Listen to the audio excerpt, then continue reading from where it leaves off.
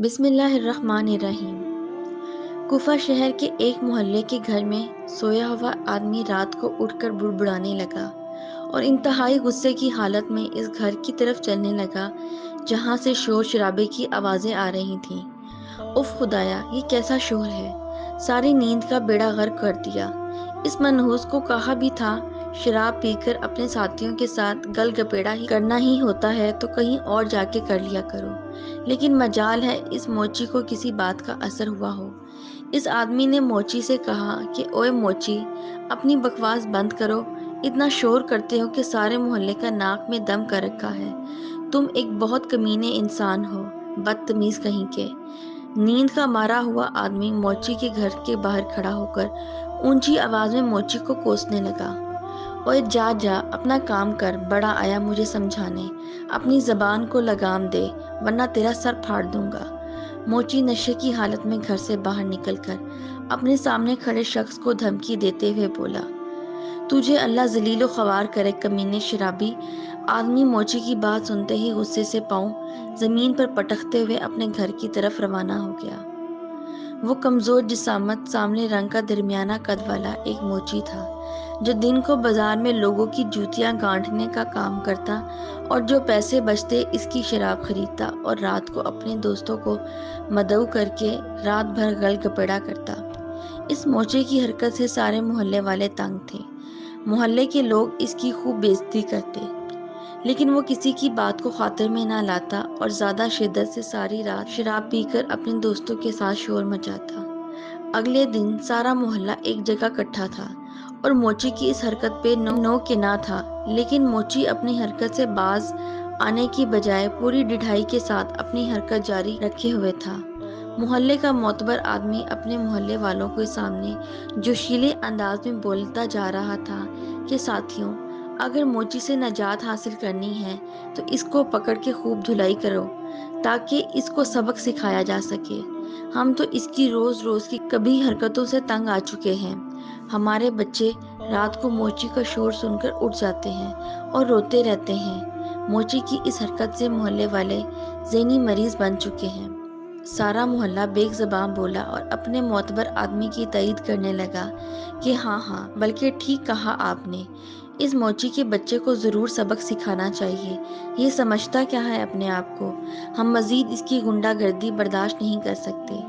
لیکن دوستوں، اس طرح لڑائی جھگڑا ہوگا، موچی کے دوست بھی اس کا ساتھ دیں گے، ہمارے محلے میں دشمنی پھیل جائے گی۔ موچی کی پٹائی کرنے سے بہتر ہے پولیس کو رپٹ درج کروائی جائے۔ اس طرح پولیس اس کو اور اس کے دوسرے ساتھیوں کو گرفتار کر لے گی۔ آگے پولیس والے جانے اور اس کا کام۔ کیوں، ٹھیک کہا نا میں نے؟ لوگوں کے آخر میں کھڑا ہوا ایک شخص بولا تو سارے اس کی تجویز پہ متفق ہو گئے۔ اگلے روز سارا محلہ تھانے کے باہر کھڑا تھا اور موچی کے خلاف احتجاج کر رہا تھا۔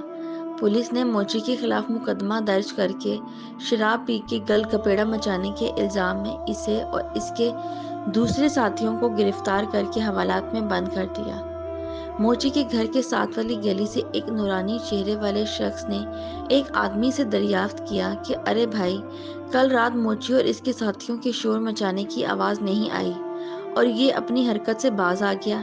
موچی کمبخت اپنی حرکتوں سے باز نہیں آیا۔ محلے والوں نے پولیس کو شکایت کر کے اسے گرفتار کرا دیا ہے۔ اچھا ہوا کمبخت جیل میں رہے گا تو اس کے ہوش ٹھکانے آ جائیں گے اور پتہ چلے گا کہ دوسروں کو کیسے تنگ کیا جاتا ہے۔ یہ کہتے ہوئے وہ شخص آگے بڑھ گیا، جبکہ نورانی چہرے والا شخص یہ سن کر پریشان ہو گیا۔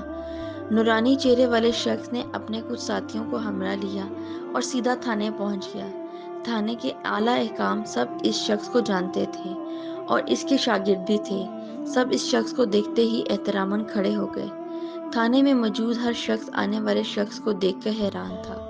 پولیس کے ایک اعلیٰ افسر نے بڑے مؤدبانہ انداز میں آنے والے شخص سے پوچھا کہ جی، آپ کس کام کے لیے تشریف لائے ہیں؟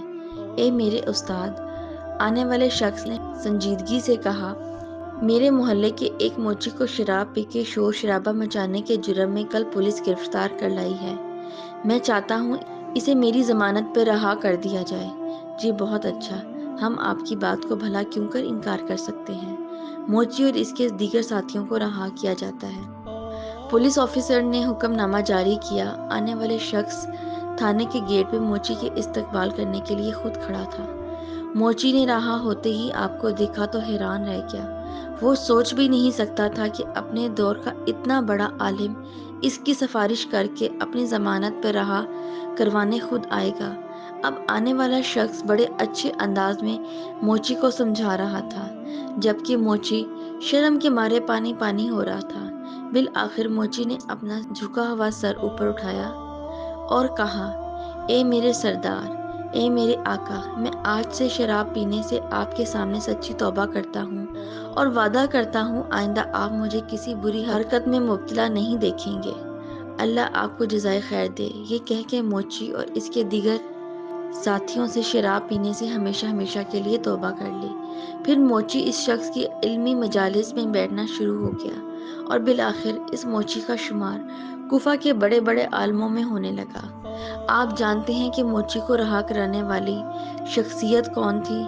नहीं ना, तो हम आपको बताते हैं। वो शख्सियत सैयदना इमाम आज़म अबू हनीफा रहमतुल्लाह की थी, जिसने मोची को रहा करवाया और मोची ने आपकी नसीहत से मुतासिर होकर हमेशा हमेशा के लिए शराब पीने से तौबा कर ली। अल्लाह ताला हम सबको इमाम साहब की पैरवी करने की तौफीक अता फरमाए। प्यारे दोस्तों, अपना कीमती वक्त देने का शुक्रिया। हम उम्मीद करते हैं आपको हमारी वीडियो पसंद आई होगी। मज़ीद अच्छी अच्छी स्टोरीज देखने के लिए हमारे चैनल को सब्सक्राइब कर दें। मिलते हैं किसी नई स्टोरी के साथ। अल्लाह हाफिज़।